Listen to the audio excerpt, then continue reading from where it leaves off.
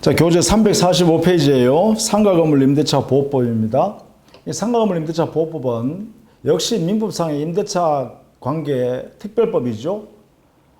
건물 중에서도 상가 건물에 관해서 임대차 계약한 경우에 그 임차인을 보호하려고 만든 특별법이다. 따라서 우리 민법의 규정과 다르게 이 상가건물 임대차 보호법에 명문 규정이 있거나 제도가 있으면 이 규정이 우선 적용됩니다.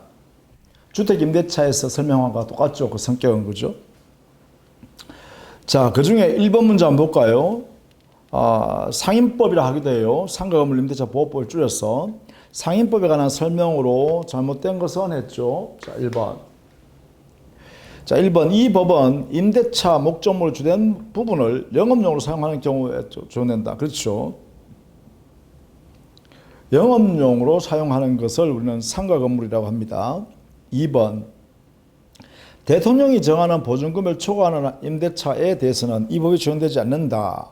현재 서울의 경우는 2억 4천만 원 미만. 자, 서울특별시는요 6억 1천만 원입니다. 이거 알아두셔야 되죠. 그 밑에 해설 부분을 봐두시면 좋겠습니다. 서울특별시는 6억 1천만 원. 서울은 보증금액이 6억 1천만 원 넘으면 안 돼요. 6억 1천만 원 이하. 수도권 과밀 열재권역에 따른 부분은 부산광역시와 함께 5억 원 보증금이요. 그 다음 기타 광역시 여기는요 보증금액이 3억 9천만 원 이하, 그 밖의 지역은 2억 7천만 원 이하에 되어 있죠. 따라서 2번 질문이 틀렸습니다. 특히 요거는 알아두셔야 되죠. 서울특별시 보증금은 6억 1천만 원을 넘으면 이 법이 적용되지 않는다. 이렇게 정리를 좀 해 두셔야겠습니다. 그 다음에 3번은 보증금 이것을 판단하려고 그러면 근데 월세가 있잖아요.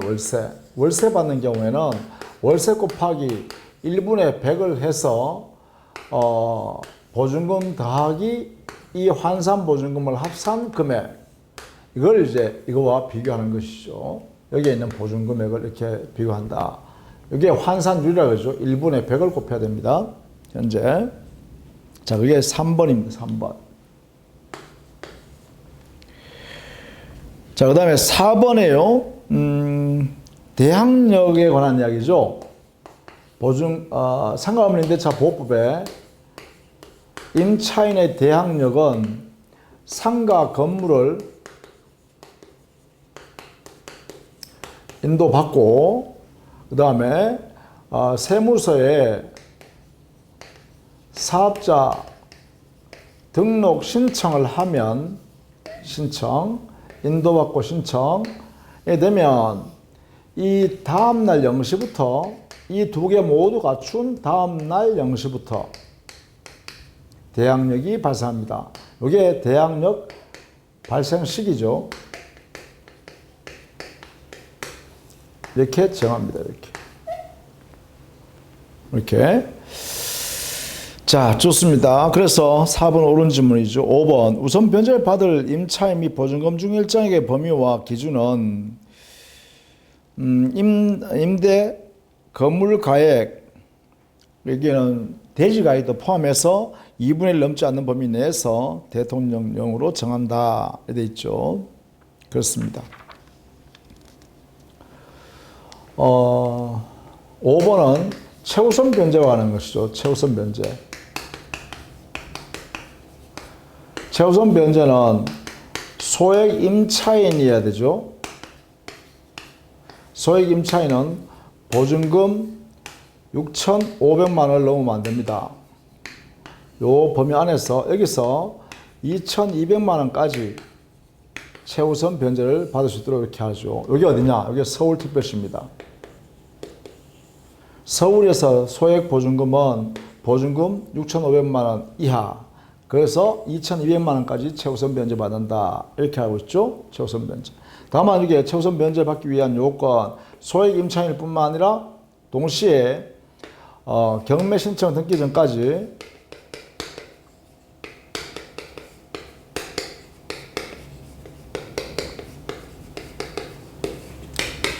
대항 요건은 갖춰야 되죠. 이렇게 갖추면 최우선 변제를 받을 수 있다. 이렇게 되죠. 자, 그 다음에 3번 볼까요? 잘못된 것만 보겠습니다. 4번. 임차권은 임차 건물에 대하여 민사집행법에 의한 경매가 행해진 경우 그 임차 건물의 경락에 의하여 소멸한다. 이 경우 보증금이 전에 변제되지 아니한 대항력이 있는 임차권이라 하더라도 경락에 의해서 소멸한다 했는데, 자, 거기에 3번에 5번, 4번 질문이죠? 4번. 자, 대항력 갖춘 임차인.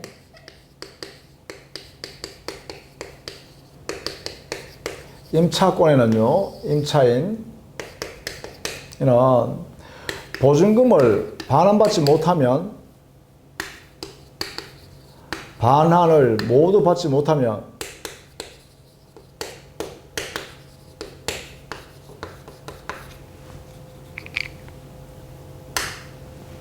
보증금 반환을 받지 못하면 어떻게 해요? 임대차 계약은 그대로 존속하는 것으로 봅니다. 계약은 존속으로 간주합니다. 그래서 임차권이 그대로 유지되죠. 자, 3번. 대항력 있는 임차인일 때만 그렇습니다. 대항력 있는 임차인. 이럴 때는 보증금 모두 받을 때까지는 임대차 계약이 그대로 존속하는 것으로 해석합니다. 이렇게. 자, 보통 주택임대차보호법에 있는 내용과 상가물 임대차보호법에 있는 내용이 거의 비슷하죠. 거의 비슷해요. 그 차이점만 조금 조심해서 보는데요. 특히 여기 보면 보증금 한도, 일정 한도 범위를 넣으면 넘으면 아예 적용 안 되죠. 상가물 임대차보호법이 적용되지 않는다. 그죠? 보증금, 서울특별시 같으면 보증금이 6억 1천을 넘으면 안 되잖아요. 그죠? 그 다음 두 번째, 상가 건물이어야 되고, 이것은 세법상에 세금이 불가되는 그러한 상가여야 되겠죠. 사업자, 근데 사업자 신고해야 되는 이러한 상가 건물에 해당되는 것이어야 되고, 그 다음에 그 임차인이라는 사람은 자연인이라도 좋고 법인이라도 관계없습니다. 여기는 법인도 당연히 임차인이 될 수 있습니다. 이렇게 다 될 수 있다 해야 되겠죠. 그 다음에 이제 여기 나오는 4번. 계약갱신 요구를 거절할 수 있는 경우였죠. 계약갱신 요건. 이것은 임차인의 계약갱신 요건입니다. 이 성질은 거의 형성권과 유사하다. 왜냐하면 이 청구권 행사하면 임대인은 원칙적으로 거절을 못하죠. 8가지 사유 외에는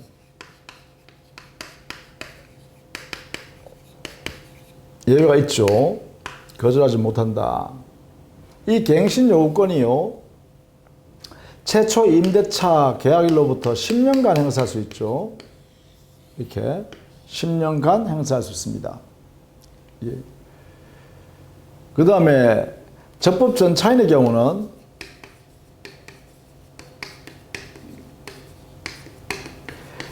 임차인을 대위해서 행사해야 되죠.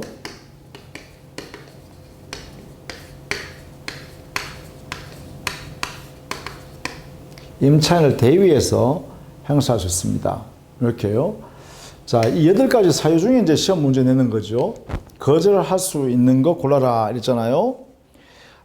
기억에 차임 2기가 아니라 차임 3기 연체에 달했을 때 거절할 수 있어요.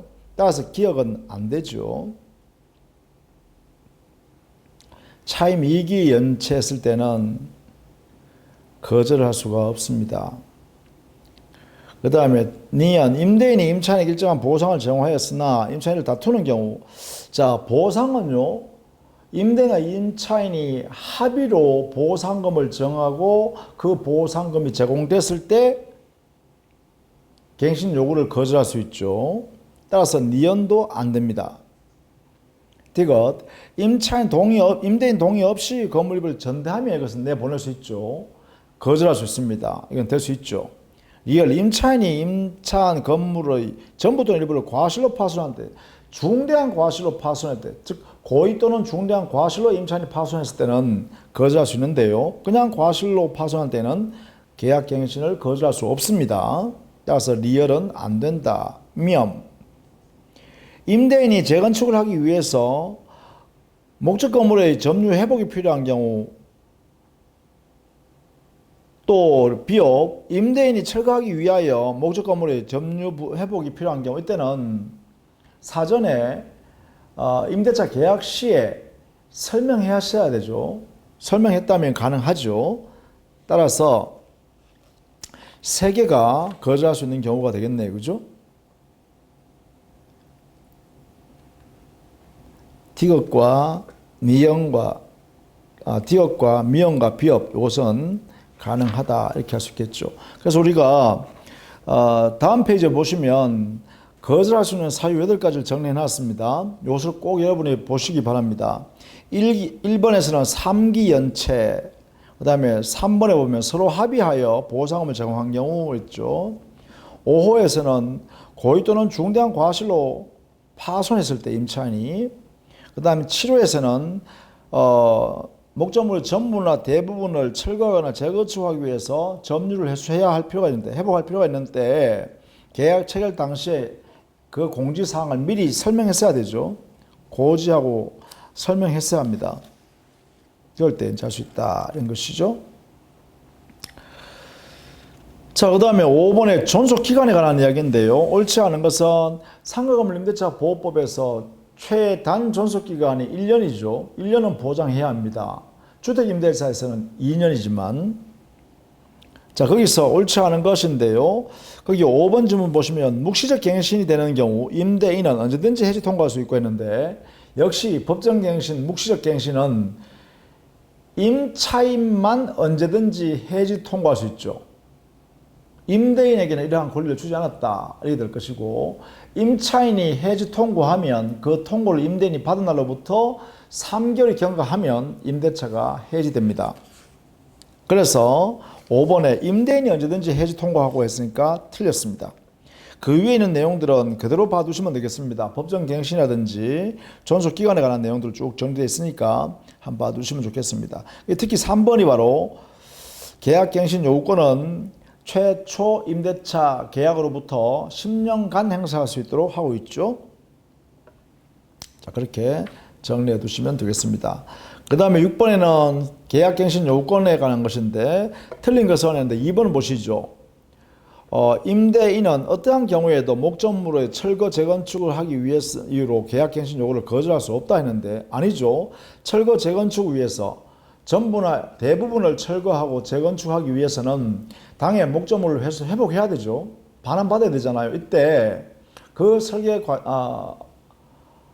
철거 재건축에 대한 계획이 고시되어 있으면 그것을 임대차 계약 당시에 설명했다면, 고시했다면 계약갱신 요구를 거절할 수 있죠. 자, 그렇게 정리해 두시면 되겠습니다. 8번에 우선 변제권이죠. 상가 건물 임대차 보호법에서 우선 변제, 이것은 주택 임대차와 그 모습이 같죠. 대항 요건 갖추고 확정일자 갖추면 되죠. 옳지 않은 것은 했는데요. 자, 보겠습니다. 1번 임차인이 우선 변제권을 취득하기 위해서는 대항 요건을 갖추고 세무서장에게 확정일자를 부여받아야 합니다. 1번은 우선 변제 요건입니다. 대항력 발생되어 있는 상태에서 확정일자를 부여받아야 되죠. 이 확정일자는 세무서장이 해줍니다. 세무서에 가서 확정일자를 받는 거죠. 그 다음 2번 소액 보증금 중 일정액, 이거는 최우선 변제를 말합니다. 보통 2번에 소액이란 말이 나오는 것은 최우선 변제를 말합니다. 최우선 변제. 자, 거기에 관해서는 건물에 대한 경매 신청 등기 전에 건물 인도와 사업자 등록을 마쳐야 된다. 뭐예요? 이것은 최우선 변제를 받기 위해서는 소액 임차인으로서 경매 신청 등기 전까지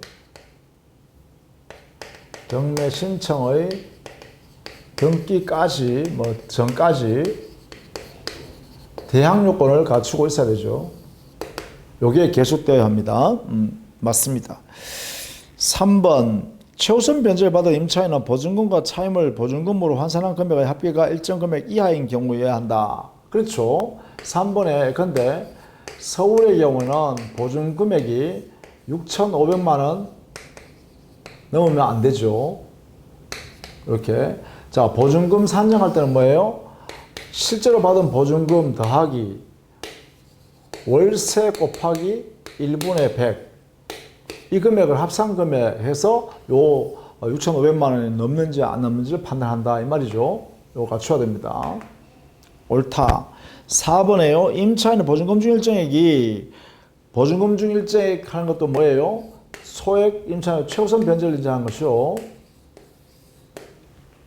이걸 말하는데 상가 건물의 2분의 1 초과하는 경우에는 상가 건물의 가액의 3분의 1에 해당하는 금액이 하나여야 했는데 상가 건물 가액의 2분의 1 범위 안에서 최우선 변제를 받아갈 수가 있습니다. 이때 상가 건물 가액에는 대지 가액도 포함하죠. 포함해서 거기에 2분의 1 범위 내에서입니다. 3분의 1이 아니고. 따라서 4번이 틀렸습니다. 5번 임차권 등기 명령에서 임차권 등기가 결정되면 대항력과 우선 변제 효력이 즉시 발생해 버립니다. 즉시. 다만 이미 대항력과 우선 변제적 효력이 발생되어 있다면 그대로 유지됩니다. 이렇게 해석하시면 되겠죠. 자, 그 다음에 13번 문제 하나 볼까요? 상가건물 임대차 보호법에 관한 설명 옳은 것은 1번 서울에 있는 상가 건물은 보증금 4억 원, 월세 250만 원의 임차한 계약은 이 법에 적용이 된다 했는데 우리 서울은요 상가 건물 임대차 보호법이 적용되려면 6억 1천이었죠. 1번 서울은 보증금 6억 1천만 원을 넘지 않아야 됩니다. 여기 이하야 되죠. 자, 이때 보증금 6억 1천만 원인지 아닌지 판단 어떻게 한다 했죠? 실제로 받은 보증금에다가 월세 곱하기 1분의 100을 해야 되죠. 이 금액을 합산 금액이 이렇게 해서 이것을 비교해 보는 거죠. 이거 6억 1천만 원 넘지 않은지. 그렇죠? 그러면 여기서는 보증금 4억에다가 2억 250만 원을 받았으니까 6억 5천만 원이 되어버리죠. 보증금액이. 따라서 적용되지 않는다. 이렇게 해야겠죠. 따라서 1번은 적용되지 않는다. 이렇게 합니다. 자, 2번 임차기간을 2년으로 정한 임대차는 그 기간을 1년으로 봄으로 아니죠. 1년을 최단 존속기간을 해서 1년 이상으로 정해라는 것이지 2년으로 정했을 때 1년이 되는 것은 아니죠. 역시 2년이 되겠죠. 3번 임차인이 상가 건물을 인도받고 부가가치세법상에 의한 사업자 등록을 신청하면 사업자 등록증이 고비된 다음 날이 아니고 사업자 등록 신청한 다음 날입니다. 따라서 3번도 틀렸죠. 4번 대항력 있는 임차인이 적법하게 상가 건물을 전대하여 전차인을 직접 점유하면 그 명의로 부가세법상에 사업자 등록을 하였다면 임차인의 대항력이 생긴다. 이것은 4번은 우리가 주택임대차에서도 이런 문제, 유사한 문제를 풀었죠. 자, 우리가 임차인이 이 사람이 대항력을 가져야 되죠. 이 대항력을 발생하기 위해서는 임차인이 만약에 간접 점유자가 되었다. 그러면 임차인이 임대인의 동의하에 적법 전대를 했다. 그럼 여기에 전차인이 이 사람이 직접 점유자겠죠. 자, 여기에서 말입니다. 임차인의 임차권의 대항력이 발생하기 위해서는 여기에 전차인의 직접 점유자가 뭐예요? 상가물을 인도받고 사업자 등록을 신청해야 되죠. 이것을 갖추게 되면 여기에 대항력이 발생한다 이 말이죠. 이렇게 자 4번 지문도 잘 봐두셔야겠습니다. 그래서 4번 옳은 질문이 되겠죠. 자 5번에 상가 건물의 인도와 사업자 등록 요건을 구비한 임차인이 폐업 신고를 했다. 폐업 신고 해버리면 일단 어떻게 되죠? 실제로 사업하지 않는 것이 돼버리니까 대항력이 사라져 버리죠. 당연히요. 그대로 유지된다가 아니라 자 이렇게 정리해야 합니다. 그 다음에 14번에요. 14번에 이것은 바로 임대인이 임차인의 권리금을 받을 수 있는 권리를 침해하여 손해를 일으킨 때입니다. 이걸 보통 권리금 보호라고 그러죠. 임차인의 권리금 보호. 자, 이때 만약에 임대인이 임차인이 권리금 받을 수 있는 권리를 침해하여, 방해하여 임차인에게 손해를 발생시켰다라고 하면 임차인은 손해배상 청구할 수 있겠죠. 그 손해배상 청구권은 임대차가 종료한 날로부터 3년 내에 행사해야 합니다. 요 3년이란 제척기간, 소멸시효기간이네요. 소멸시효기간이 3년입니다. 이렇게 하고 있습니다. 자, 그 다음에 15번 하나 마지막으로 보죠. 15번에 보시면 상가 임대인이 그의 임차인이 주선한 신규 임차인이 되는 자와 임대차 계약 체결을 거절할 수 있는 경우였죠. 즉 임대인이요. 신규 임차인이 되는 사람에게 야 너하고 임대차 계약 못하겠다 해버리면 자 임차인의 경우는 권리금을 받을 수 있는 그 권리를 상실하게 되죠. 자 이런 경우에 정당하고 적법하게 상가 임대인이 임차인이 되는 사람한테 나 당신하고 거래 못해 임대차 계약 안 할래 할 수 있는 경우를 찾아볼 수 있는 거냐 이 말이죠. 보겠습니다. 기업, 임대차, 목적물인 상가 건물을 6개월 동안 영리 목적으로 사용하지 아니한 때인데 이것은 1년 6개월 동안 영리 목적으로 사용하지 않았을 때는 계약 체결을 거절할 수 있죠. 따라서 기업, 이건 거절할 수 없습니다. 니은, 임차인이 주선한 신규 임차인이 되는 자가 보증금을 지급할 자력이 없는 경우에는 보증금 줄 수 없는 사람하고 임대차 계약할 필요 없죠. 거절할 수 있겠죠. 이건 할 수 있다. 디귿, 임차인이 선택한 신규 임차인이 임차인과 권리금 계약을 체결하고 그 권리금을 지급한 경우 임대인이 선택한이니까 관계없죠. 이것은 그죠? 임대인이 선택한 신규 임차인이기 때문에 이때는 임차인의 권리금 보호할 필요가 없습니다. 그래서 이때는 거절할 수 있습니다. 디귿, 리얼, 임차인이 주선한 신규 임차인이 되는 자가 임차인으로서의 의무를 위반한 우려가 있는 경우 이럴 때도 역시 마찬가지 임대인은 거절할 수 있어야겠죠. 왜? 의무 위반할 우려가 있는 사람하고 임대차 계약을 할 수 없잖아요. 따라서 니언, 디귿, 리얼은 임대차 계약 거절할 수 있는 것이다. 이렇게 할 수 있겠죠. 자, 그 다음에 356페이지 오면 가등기 담보 등에 관한 법률입니다.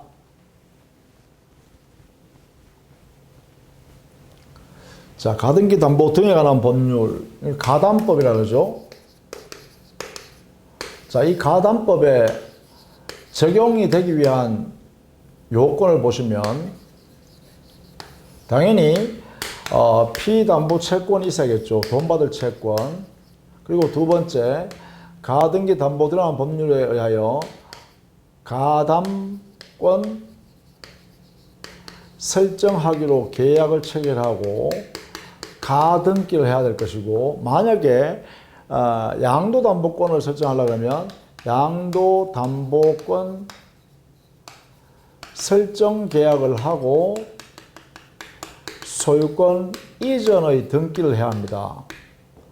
이것은 가등기 담보권, 가담권이고요. 가등기 담보권이고요. 이것은 양도담보권입니다.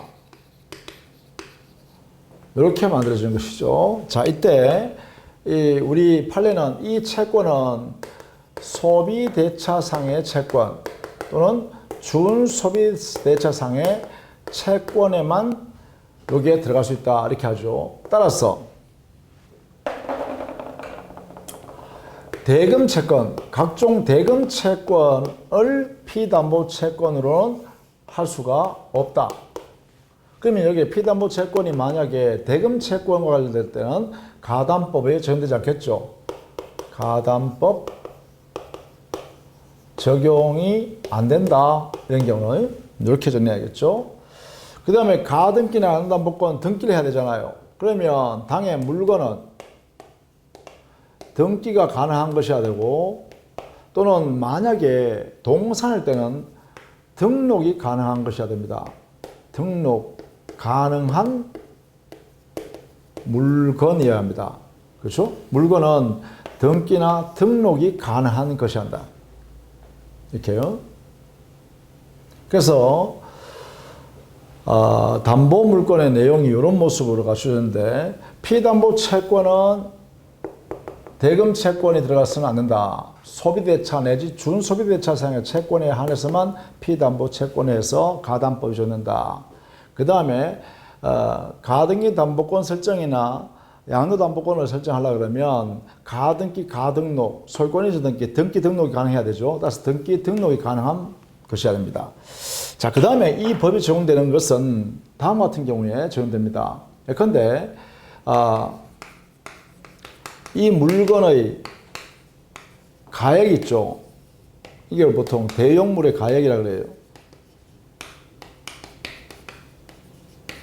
물건의 가액이 요 차용액 있죠. 요 돈 빌리는 채권, 그렇죠? 차용액 여기에 이자를 포함했어요. 이거보다가 초과해야 합니다. 초과 커야 합니다. 초과 시에 적용됩니다. 자, 이런 요건. 자, 이런 요건을 갖추어야 가담법이 적용돼요.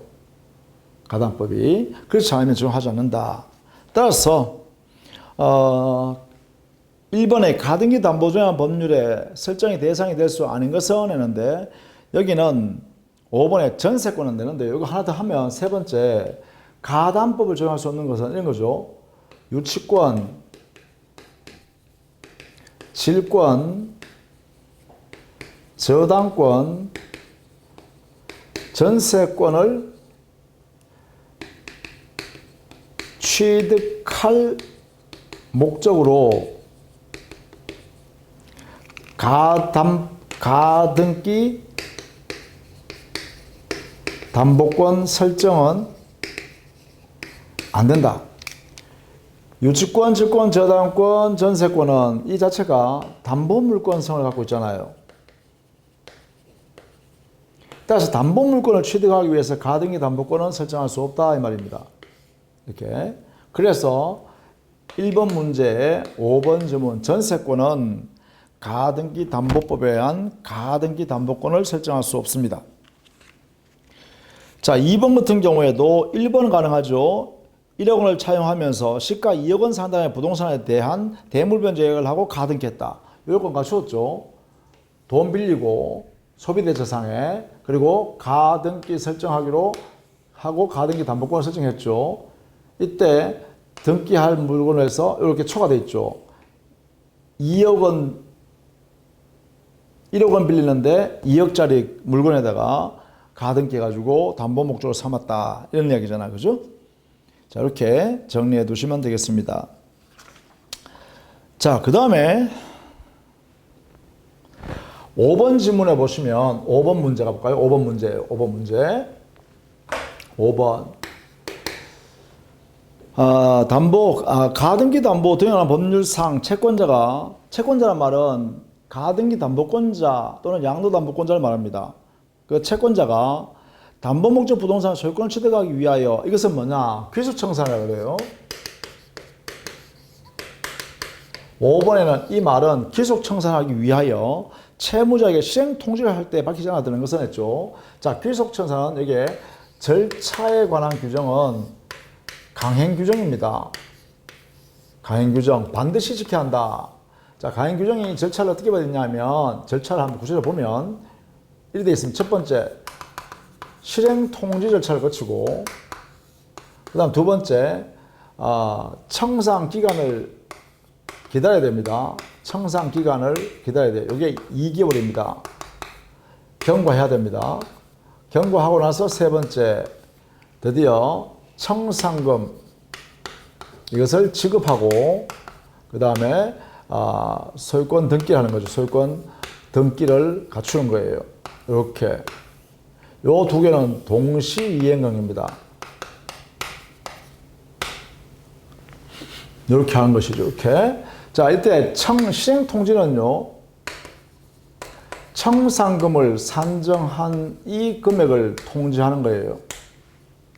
청산금 산정해서 그것을 통지합니다. 누구한테 통지하냐 하면 이것은 채무자 등에게 합니다. 채무자한테만 하는 게 아니라 등에게 합니다. 얘한테 언제부터 할 수 있죠? 변제기 도래한 후부터. 변제기 도래한 후부터. 그러면 이 청산금은 객관적으로 아니라 주관적 평가로 해도 무방합니다. 반드시 객관적 평가할 필요 없다. 주관적 평가해도 무방하다. 이런 것이고요. 이렇게. 이것을 통지해 줍니다. 이때 청산금 산정 어떻게 하는가? 청산금 산정은 당의 물건의 가액에서 이것을 그래서 자기 채권을 빼고 자기보다 선순위 담보권자 채권을 이것을 함께 뺍니다. 이렇게 이것을 반드시 고려해야 돼요. 고려해야 한다는 말은 뭐냐? 빼란 거예요. 이 가액에서. 그래서 여기서 나오는 금액 있죠? 이게 청산금입니다. 이렇게 하는 것이죠. 요 청산금을 채무자 등에게 통지하는데 채무자 등 할 때 채무자 외에도 물상보증인이나 제3 취득자 이런 사람들이 여기에 들어가죠. 그래서 채무자, 물상보증인, 제3 취득자 모두에게 통지해야 됩니다. 이렇게. 이게 시행통지죠. 그 다음에 청산기간 2개월간가, 이 통지가 채무자 등에게 도달한 때로부터, 시부터 2개월이 반드시 경과해야 됩니다. 이거는 단축할 수 없습니다. 강제적입니다. 2개월은 강제적입니다. 생략도 안 됩니다. 이 절차를 생략할 수도 없습니다. 자, 이 2개월 안에는요, 후순위 담보권자들은 자기 채권을 변제받기 위해서 경매권 행사가 가능합니다. 법원에다가. 자기 채권이 변제기 도래하지 않아도, 도래 전이더라도 경매권 행사가 가능합니다. 요 2개월 내에는요. 요 2개월 내에. 자, 그 다음에 청산금. 요거는요, 여기에 청산금, 통지한 청산금을 채무자에게 지급하고 가등기한 본등기를 신청해서 소유권 가져가죠. 이게 이제 동시행 관계인데, 만약에 청산금을 채무자 등이 지급받기 전이면 채무자 등은 청산금 수령 전이라면 이 채무자 등은요, 채무 전액을 변제할 수 있어요. 전액의 변제가 가능합니다. 만약에 채무 전액을 변제했다, 전액을 다 변제했다고 하면, 그러면 피담보 채권이 소멸했잖아요. 그러면 채무자 등은 변제한 후 어떻게 해요? 당연히 가등기 담보권, 이 가등기 말소를 청구할 수 있겠죠? 말소하라라고 청구할 수가 있다. 이래 되겠죠? 자, 가등기 담보권 자에게 가등기 말소해 주세요. 왜? 내가 돈 다 변제했잖아. 이렇게 할 수 있다는 거죠. 변제했다면, 그죠? 자, 이렇게 되겠죠. 다만, 이 가등기 담보권자한테 채무액을 전에 변제해도 이 가등기 말소 청구를 할 수 없는 경우가 있어요. 이 청구 못하는 경우가 있어요. 그게 뭐냐 하면 우리 법에 두 가지 있습니다. 하나는 변제기 후 10년이 경과했을 때,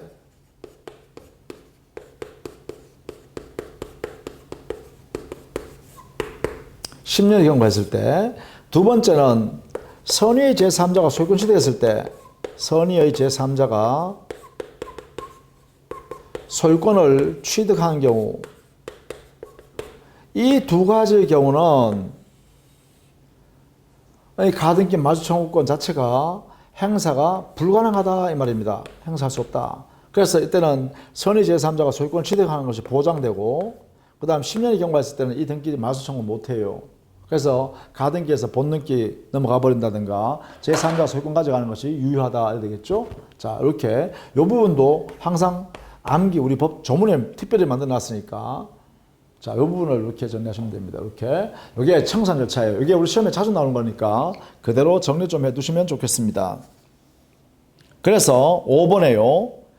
시행통지에서 밝히지 않아도 되는 것은 2번이죠. 후순위 담보권자의 피담보 채권액은 필요 없죠. 선순위 담보권자의 피담보 채권은 공제해야 되잖아. 그죠? 이렇게 해야 되니까. 나머지는 쭉 살펴보시면 되겠고요. 그 다음에 6번에 옳지 않은 것은 1번요. 담보부동산에 대한 예약 당시의 시가가 피담보 채권에 미치지 않는 경우일지라도 청산 절차 거치지 아니하고는 담보 목적 채권을 취득하지 못한다 했는데, 자, 1번에요. 예약 당시에 피담보 채권에 당해 물건의 가액이 미치지 못한다 하면 물건의 가액이 더 적은 거잖아요. 그렇다면 가등기 담보 등의 법률에 적용을 안 받아도 되죠. 그래서 당사자 합의해서 물건의 소유권 가져가는 것을 약정하는 것도 무방하다 이렇게 해야 되죠. 따라서 1번이 틀린 말이 되겠다 이렇게 볼 수 있겠죠.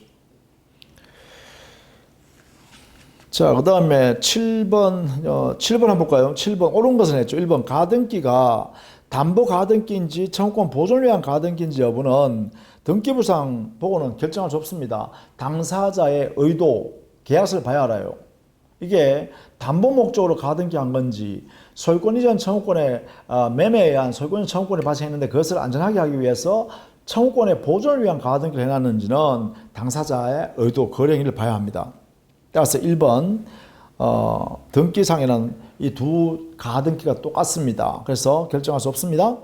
2번 채권자가 담보권 실행을 통지함에 있어서 청산금이 없다고 인정되면 통지의 상대방이 그 뜻을 통지하지 않아도 된다가 아니라 이 절차는 반드시 지켜야 됩니다.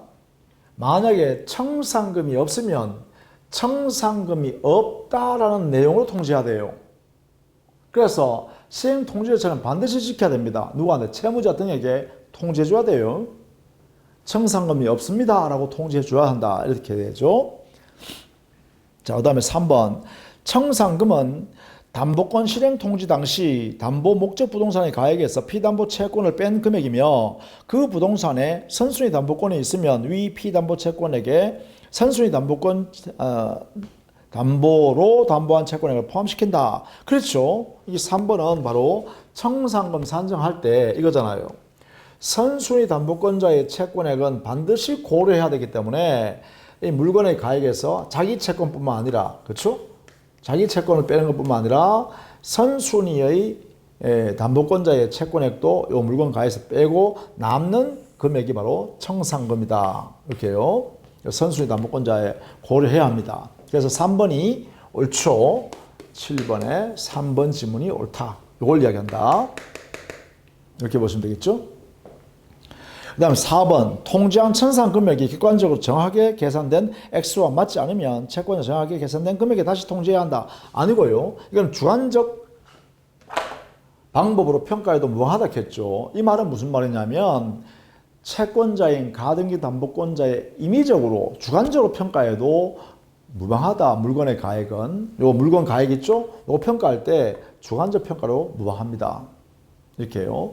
반드시 객관적으로 평가, 그 객관적 가치의 평가에 맞도록 해야 되는 것은 아니다는 것이죠. 자, 그렇게 해석하고 있습니다. 5번 채권자가 채무자에게 담보권 시행을 통지하고 난 후부터는 담보 목적물에 대한 과실수익권은 압류자, 채권자에게 귀속한다. 채권자가 채무자에게 담보권 시행을 통지하고 난 후부터는 담보 목적물에 대한 과실수익권은 채권자에게 속한다 하는데, 우리 법에서는 동시행관계가 언제죠? 청산금 지급과 소유권 이전이잖아요. 그럼 청산금이 지급되기 전까지는 당의 목적물은 가등기 담보권 설정자인 소유자가 그 과실 열매를 취득한다 이렇게 해야겠죠. 따라서 시행 통지만 가지고는 그 과실 수취권이 채권자에게 기소되지 않습니다. 자, 그 다음에 8번에 가등기 담보권에 틀린 것은 했죠. 거기는 5번 보시죠. 5번.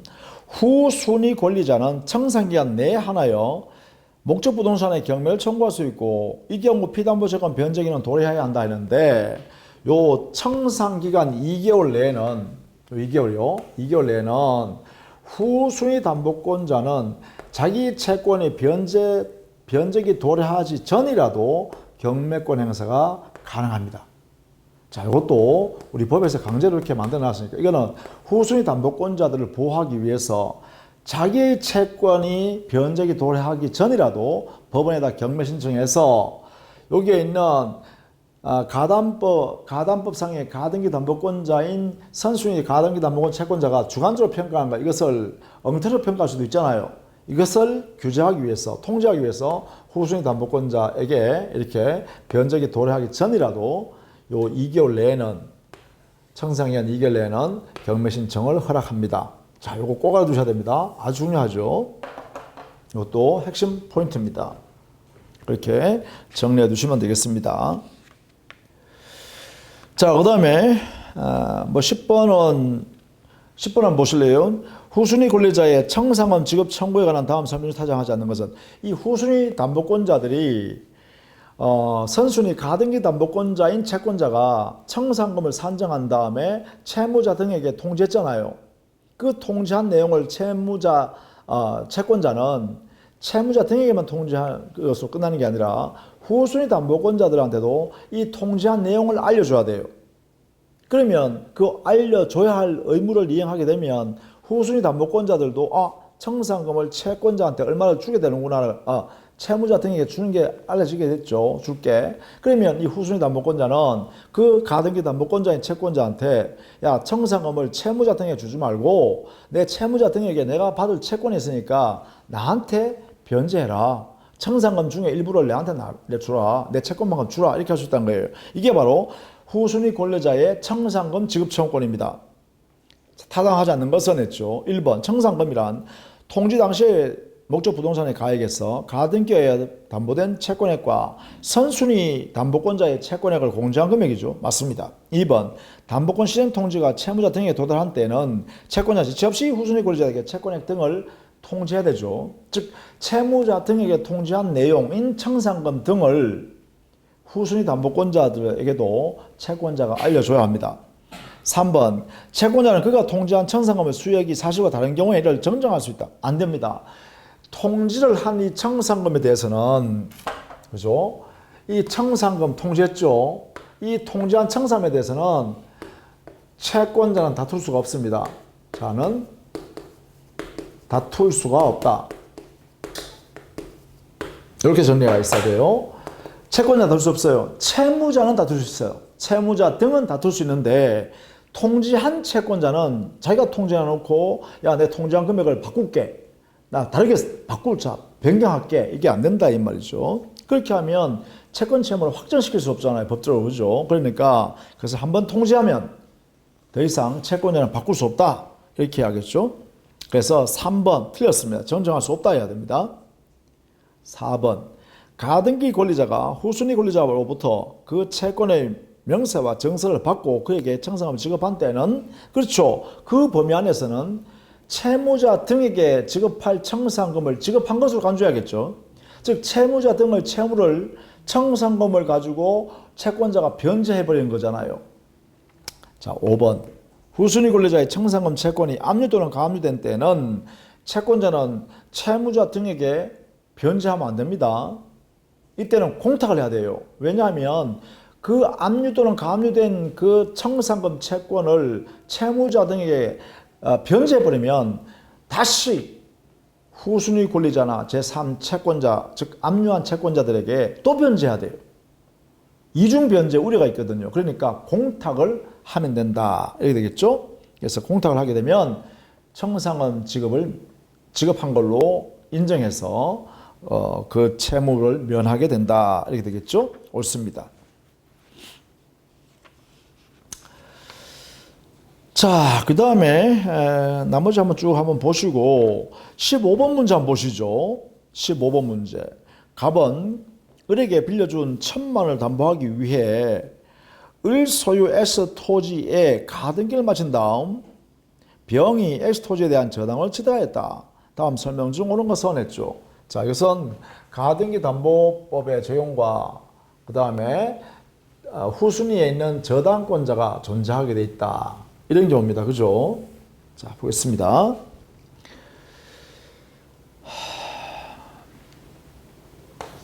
을 소유 X 토지 이게 보니까 시가 1억 정도 된다 그러네요.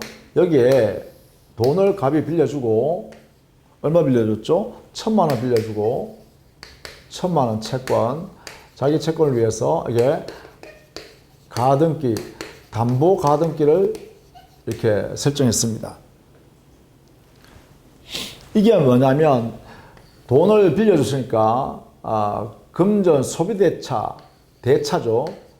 소비대차상의 채권 1,000만 원을 위해서 당해 1억짜리 토지에다가 담보 목적으로 가등기를 설정했다. 그러면 이게 갑은 담보 가등기 또는 가등기 담보권을 취득하게 됐죠.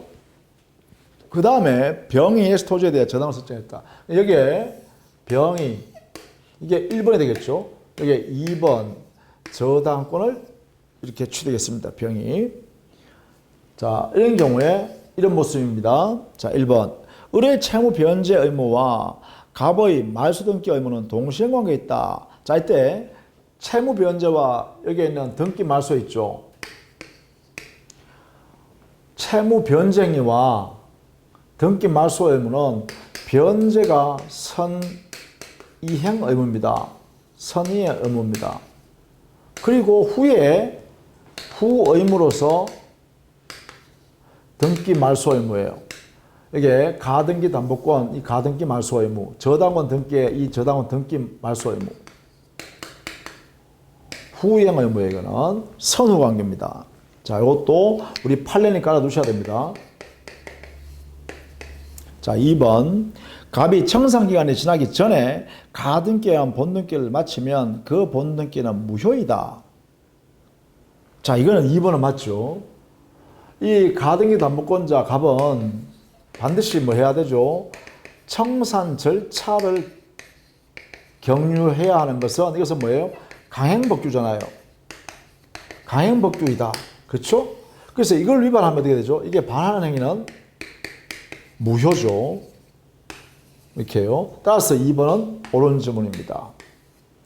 3번. 을이 청산기간 지나기 전에 한 청산금에 관한 권리의 양도는 이로써 병에게 대항할 수 없다. 그렇죠. 자, 을이 청산금 채권이 가져요. 그죠? 을은 통지한 청산금에 대한 받을 권리가 생기죠. 이걸 받습니다. 이 채권을 청산기간 이전에, 즉 2개월이죠. 2개월 내에 이것을 양도할 수가 없죠. 양도한 것. 이것은 제3자에게 대항할 수 없죠. 3자에 대항할 수가 없다. 그렇죠? 그래서 양도하더라도 제3자한테는 주장 못한다. 4번. 병은 청산기간이 지나면 그의 피담보 채권 변제가 도래하기 전이라도 X토지에 겸해를 청구할 수 있다. 이게 후순위자 병은 청산기간 내죠. 그죠? 2개월 내에서만 후순위 담보권자인 병은 경매 행사할 수 있죠. 경매권 행사가 가능합니다. 자, 후순위 담보권자의 경매권은 뭐예요? 청산기간 내에서만 가능합니다. 5번. 갑의 가등기 담보권 실행을 위한 경매 절차에서 X토지의 소유권을 정의 취득한 경우 갑의 가등기 담보권 소멸하지 않는다 했는데, 자, 당해 부동산의 경매가 시행되면 이 경매가 가등기권자인 갑이 했던, 가등기 담보권자 갑이 했던, 이게 저당권자 병이 했던 간에 당해 목적 부동산이 경매가 되면, 경매 실행이 완료되면 어떻게 되죠? 소재주의 때문에, 소재주의란 뭐냐면 당의 부동산 위에 있는 모든 담보권은 소멸한다 이렇게 해요. 따라서 가등기 담보권, 갑의 가등기 담보권도 소멸. 2번 저당권 등기도 저당권 설정되어 있는 이 저당권도 소멸이 됩니다. 이걸 뭐냐 소재주의라 해요. 5번 소재주의. 그래서 가등기 담보권 실행뿐만 아니라 저당권의 실행으로 인하여 경매가 완성되면, 경락이 되면, 정의 경락했죠. 소유권 취득했죠. 경락되는 순간에 모든 그 부동산 위에 있는, 목적 부동산 위에 있는 담보물권을 이렇게 소멸합니다. 이걸 소재주의 원칙이라고 해요. 그래서 가등기 담보권도 소멸합니다. 소멸하고 자기 채권을 우선 변제 순서에 따라서 변제받아가겠죠. 그러면 갑이 1번 변제받아가고 그 다음에 병이 저당권자가 뒤에 성립했으니까 두 번째 변제받아간다 이렇게 되겠죠. 자, 이렇게 해서요 가등기 담보 등에 관한 법률까지 모두 마무리했습니다. 다음 시간에는 집합건물의 소유 및 관리에 관한 법률하고 부동산 실권자 명의 등기에 관한 법률 이 두 부분을 또 정리하도록 하겠습니다. 자, 수고 많으셨습니다.